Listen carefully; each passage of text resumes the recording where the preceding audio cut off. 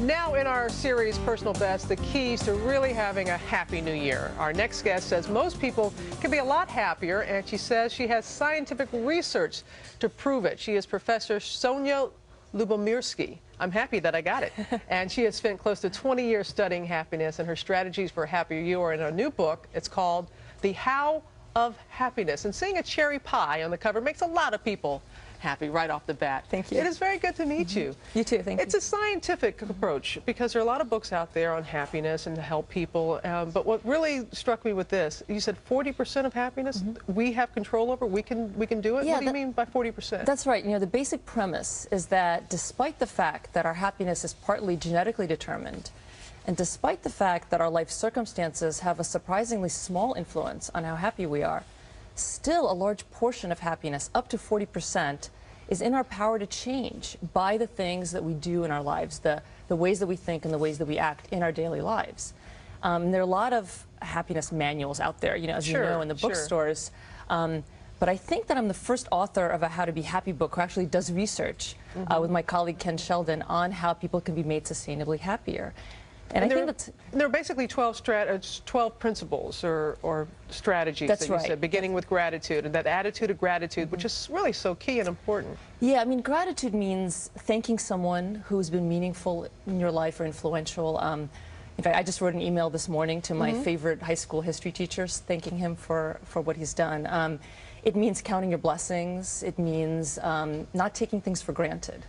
And you can keep a gratitude diary, or you can write a letter of gratitude. There's many ways to do that. And the kindness, because we've heard this, especially coming off the holiday season, and it was so great to give gifts and to see the reaction from people. Even giving you corn dogs made us happy this morning, but just those acts of kindness. Yeah, I mean, kindness is a very simple strategy. I mean, we all know how to do it. You just do good things for other people. And it turns out, you know, studies from my lab show that people who commit acts of kindness on a regular basis become significantly happier over time. And it's partly because you see yourself as a good person when you're nice to others, and also when you're nice to others, they appreciate it and they like you more. You might make new friends when you're kind. Now, another principle is it's tough for some people about forgiveness. You know, you can forget some things, but it's so hard sometimes to give that forgiveness, but you feel so much better if you're able to do that. Exactly. I think forgiveness is the hardest strategy that I talk about. I mean, it involves letting go of feelings of resentment and anger and vengeance that you might have for someone who's wronged you or hurt you.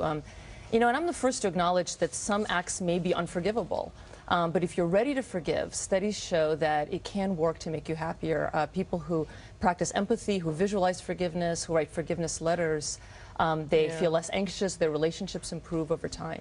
Especially over time. We were talking in the commercial break, and I thought it was fascinating in your book, about how you can tell with an older person if they've been a happy or not so happy person in their life. And yeah, it's fascinating, but you know, if you're a happy person, you tend to smile more, and so those lines of those smiling, crinkly lines get etched on your face. And if you are an unhappy person, you tend to frown more, and so when you look at an older person, their personality is kind of etched on their face. Yeah, it's right there for us to see. Yeah. Also, identical twins. Now, this one was very fascinating, and it's something that's going to be... I think the genetics of happiness is really fascinating, and what researchers do is they study twins and they compare the happiness levels of identical twins to fraternal twins. And so if identical twins are much more similar in their happiness levels than our fraternal twins, that indicates that happiness is in part heritable. But the interesting situation is when you have two identical twins that are different, because that opens up the question of what is it that they're doing differently in their daily lives that are making them sort of differentially happy. And I know we're going to explore it more on 2020. Exactly. Thank you very much. If you're happy and you know... No, thank you very much.